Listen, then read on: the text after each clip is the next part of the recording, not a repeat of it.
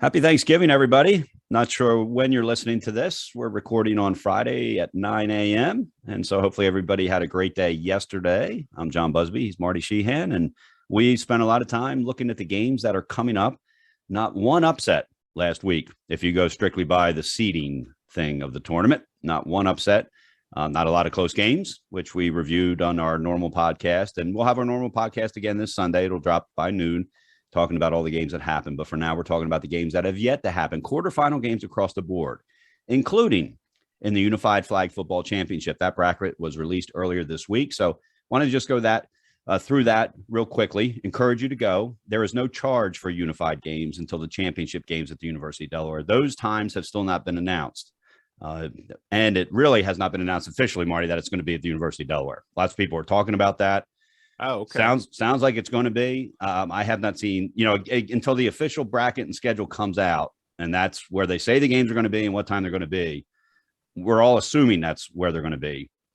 But I'm not sure even that is officially official yet. So don't take our word for it yet, but that should be updated soon this week. And if I'm mistaken about that, I apologize, but we do think it is going to be at the University of Delaware. Just not sure it's officially official. And we know the game times have not been set yet. That is for sure.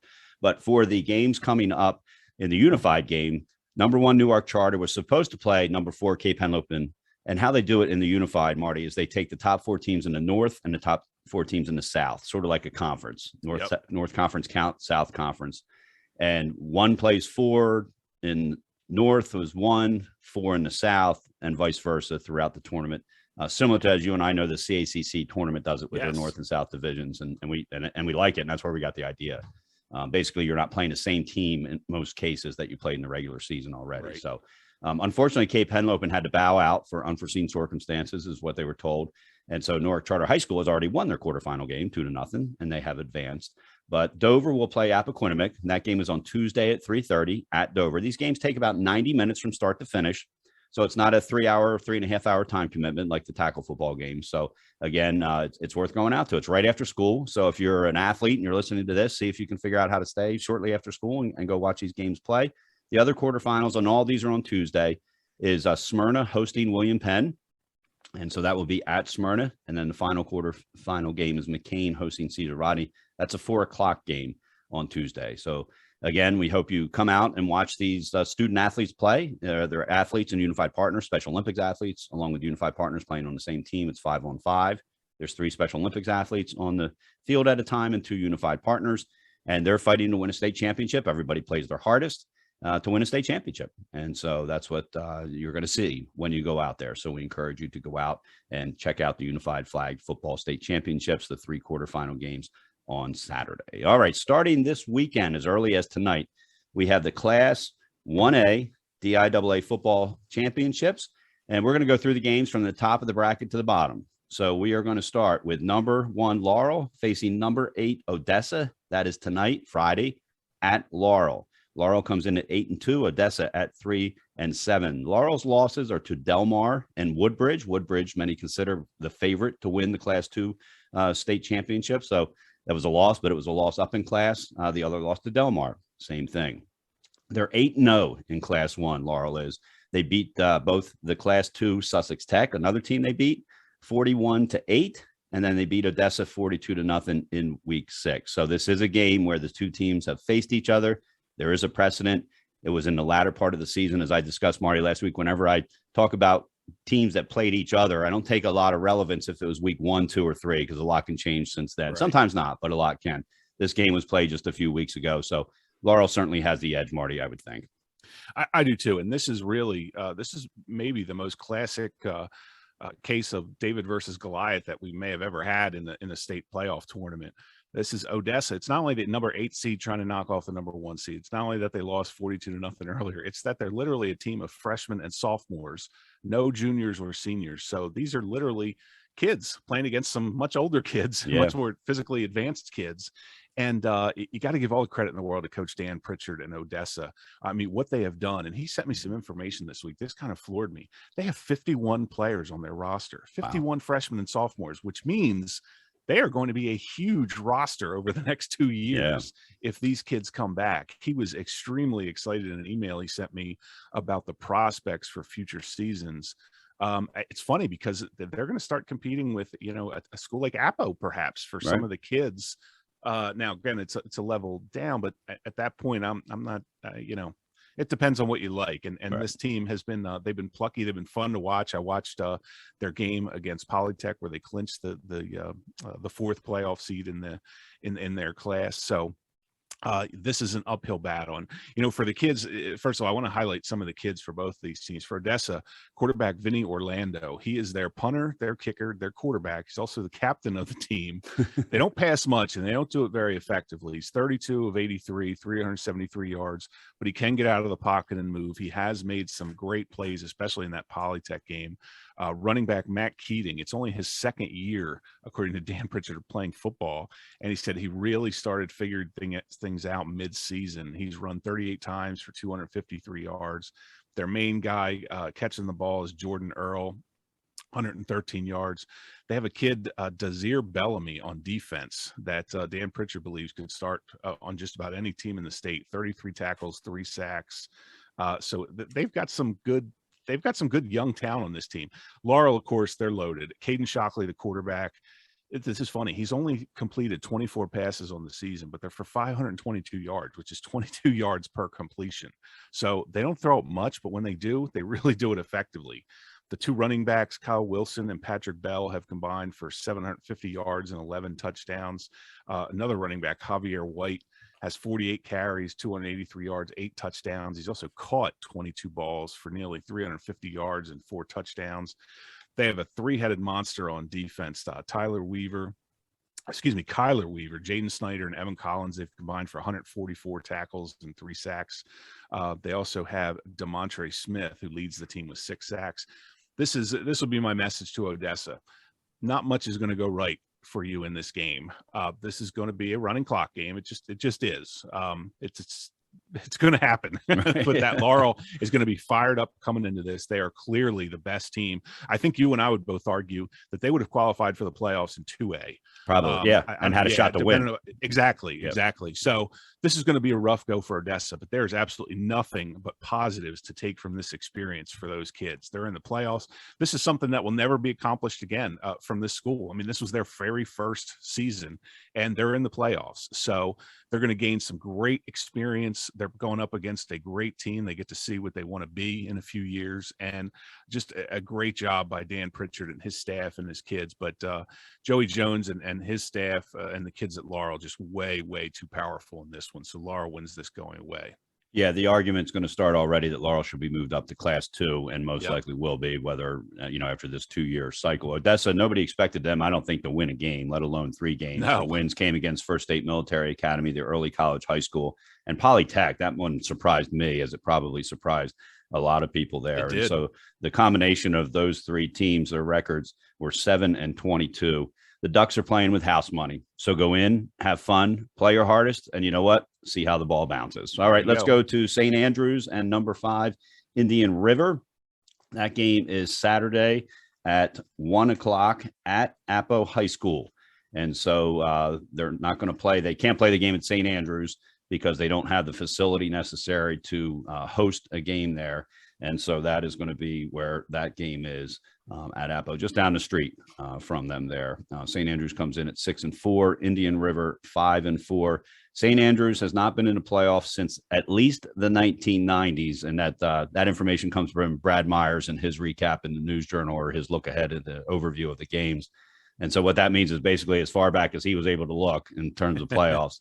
That's the St. Andrews did not appear. And the reality of it is, and we talked about this, Marty, and we got confirmation when it was going to happen. We wondered if St. Andrews made the playoffs, whether they would decide not to come, because Thanksgiving is a big break for them. And those kids don't go 10 miles away to go home for Thanksgiving. They get on airplanes and go home in a lot of cases. So it's an extended break. But we talked to the coach early on, and he said, nope, we're committed. We're going to be there for sure. They're either the Saints or the Cardinals, depending on who you ask. And, the name has gone back and forth.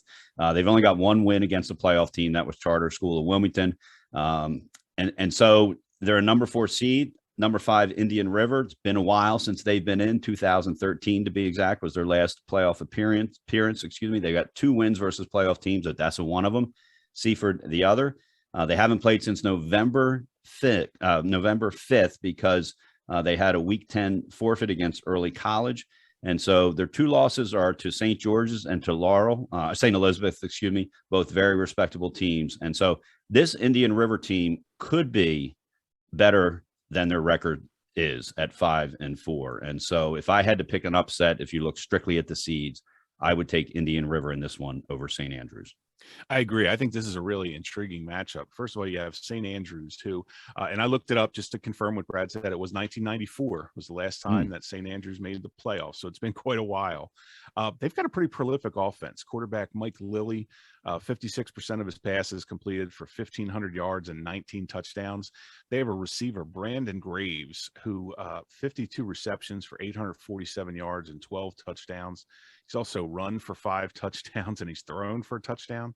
According to Patrick Moffitt, the coach, he set the state's all-time single-game receiving record this year with 286 yards. He also has a game with 4 receiving touchdowns. Actually, it was that same game. Defense tackle Phineas Hunt has been a monster for them. 48 tackles, 19 tackles for loss, and 5 sacks. He's backed up by Will Delaney, the linebacker, who has 52 tackles.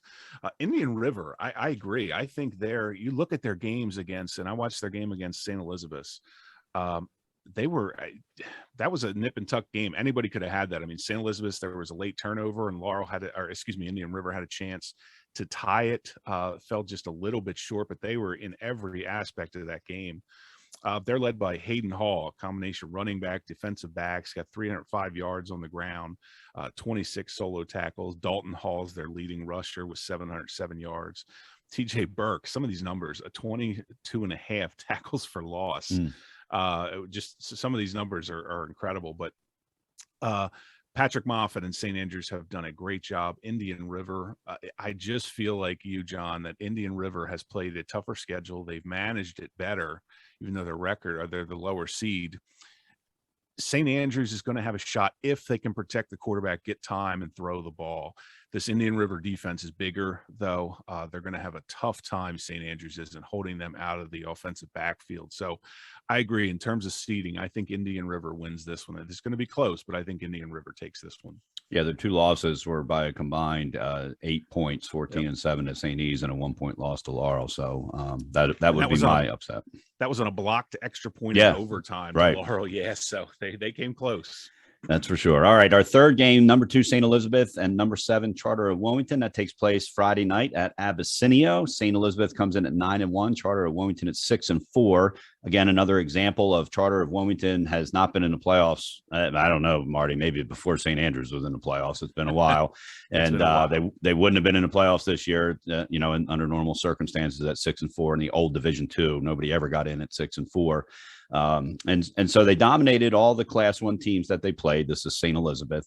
They beat Charter 42-7 in Week 8, and that's when Quasim Benson had 4 touchdowns. Their only loss came in Week 10 to a Class 2 Caravel team, not just a Class 2 Caravel team, one of the better teams in Class 2, and that was 35-0. But Benson, if people remember, he left. I think it was the first series. He got hurt and came out and didn't play the rest of the game. A smart move by St. Elizabeth. And you made that point when you and I were texting back, and you made the point on the podcast a little bit after that, Marty. So St. Elizabeth is in good shape coming in at 9-1. Charter of Wilmington, as I said, it's been a while. They have no wins against playoff teams.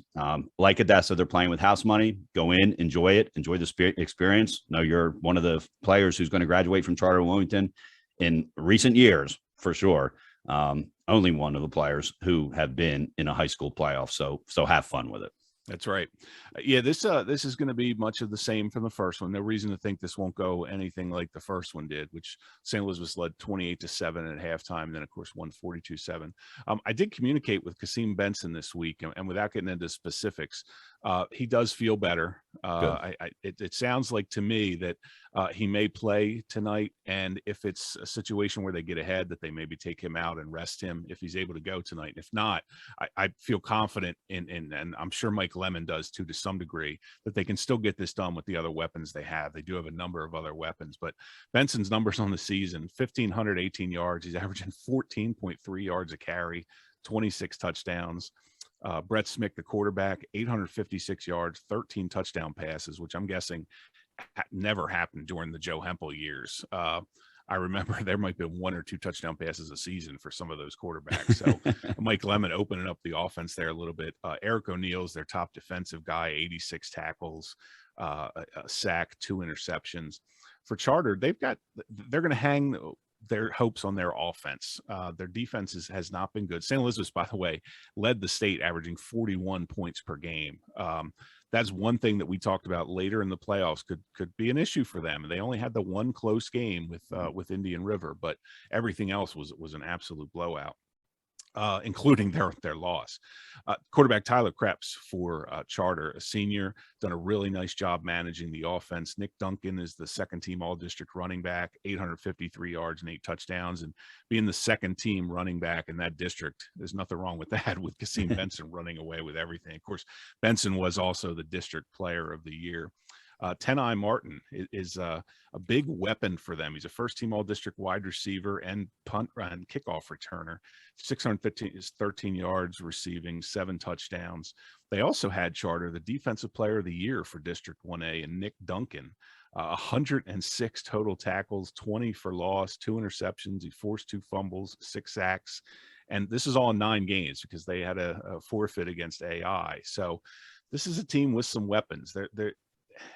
Charter's got, this is sort of like Odessa for me. They have something to look forward to in the future. Right. This is a great experience for these kids. St. Elizabeth's just much too strong here. And there's nothing that makes me think that we're still not on a collision course for St. Elizabeth and Laurel in the finals. It's important to note too, it's interesting when the brackets first came out, I meant to mention this last week, but I was curious to see where on the bracket Indian River would fall and who would get stuck with that in the semifinals. Yeah, right. And it's Laurel who will get stuck with them in the semifinals. So that could be a really interesting matchup to determine who does eventually get into the finals. But yeah, St. Elizabeth wins this one. Yeah, I agree. All right, final quarterfinal game, number 3, Tatnall versus number 6, Seaford. That's Saturday at 1 o'clock. That'll be held at Tatnall. Tatnall comes in with a 6-4 record, Seaford at 7-2.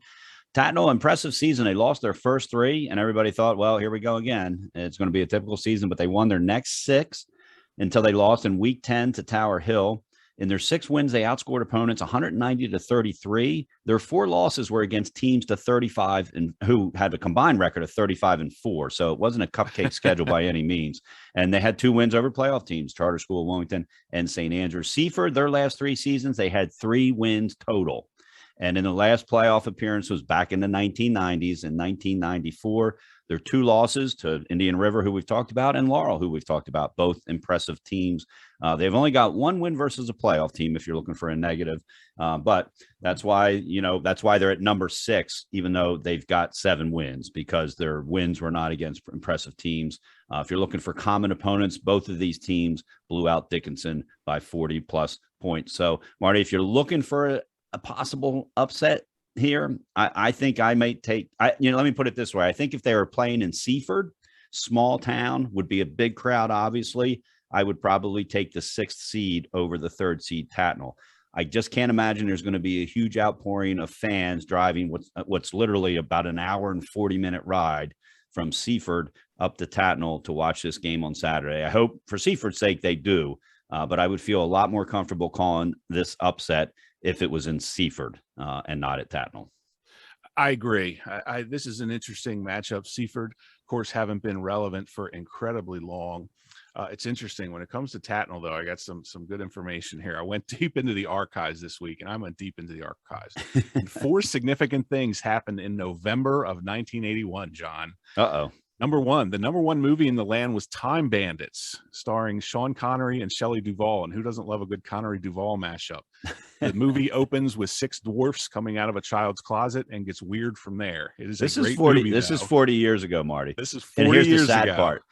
I was in high school 40, I mean, I'd like to think it feels like, oh yeah, it was about 15 years ago. Not the case. Anyway, keep going. The number 1 show at the time was Dallas, which was still riding high off of the Dallas. Who Shot JR season of 1980. Dallas. Used to That come was, home from my Friday night basketball games, and instead of going out with my friends, I'd sit and watch Dallas with my mother. That's the kind of life I lived back in high school. I was a little bit later than you. My Friday night show was Miami Vice. But yeah, I remember watching with my mom and dad the Who Shot JR episodes in Oh, 1980. awesome. The number one song at the time was Olivia Newton-John with Physical, Oh, which wow. has a really disturbing music video to watch. But it's an interesting song, great real hip hop catch.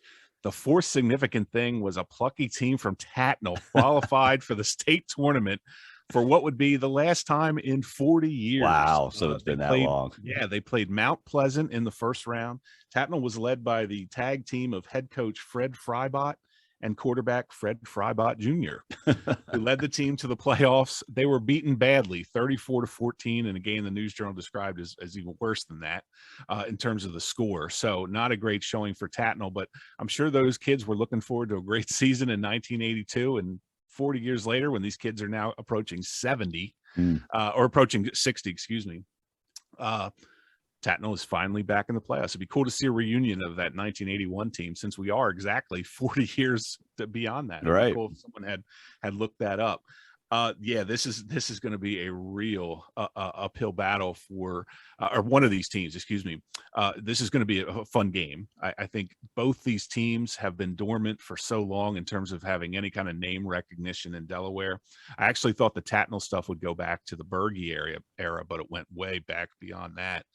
Avery McMullen for Tatnall, one of my favorite coaches. He is so great on social media and so positive about his kids. And this has just been a dream season for them. And as we said, there are 4 losses. Man, they played the toughest competition you could play down there. So I actually think that Tatnall is going to take this. I just feel like, I don't know. There's something about this Tatnall team, and I'm thrilled to see Seaford. You know, Right. We talked for a long time about them and how tough it's been for them, but I really think that Tatnall is gonna step up and take this one. Should be a really interesting match. This should be one of the more fun games of the weekend. And in case you were wondering, it was JR's sister-in-law who shot him. Since Marty teased that, I want to give the answer to that. And one of the great things about Dallas back then, Marty, it wasn't like it is today, where you probably could have found out the answer sometime in the middle of the summer. Somebody would have leaked it. There was no That's true. social media or anything like that. We all sat on the edge of our seats throughout the entire summer. All right, that's a look at the Class 1A playoffs. One of the neatest things, a lot of these teams have not been in the playoffs for a heck of a long time, as we pointed out, and most of them would not be in the playoffs this year if there was only 2 divisions. So, John, can I point out one more thing here? Sure thing. This is, again, digging through the archives. This was really interesting to show how things have changed. And speaking of Seaford, since they're in this game as well, on the same day that it was announced that Tatnall had qualified for the playoffs in the News Journal, there's an article by Jack Ireland, and it basically asked the question of whether Seaford was running up the score on people that year. Listen to this. They had 2 weeks before this, they had beaten Woodbridge 54-0. The day before this article came out, they had beaten Laurel 82-0. So Coach Ron Dickerson at the time was being asked some serious questions about what's going on here. And he denied it, of course, and said, we put the backups in and we tell them they can play. And so it's kind of interesting. But boy, Seaford just destroying by close to 130-0. Woodbridge and Laurel. How times have changed from back then. Of course, this was in the heyday of the DuPont plant down in Seaford. Yep. They were a big team. They had big resources, and just goes to show 40 years later, man, the tables have seriously turned. A lot can change. A lot can change. Right. All right. So that does it for your Class 1A quarterfinal games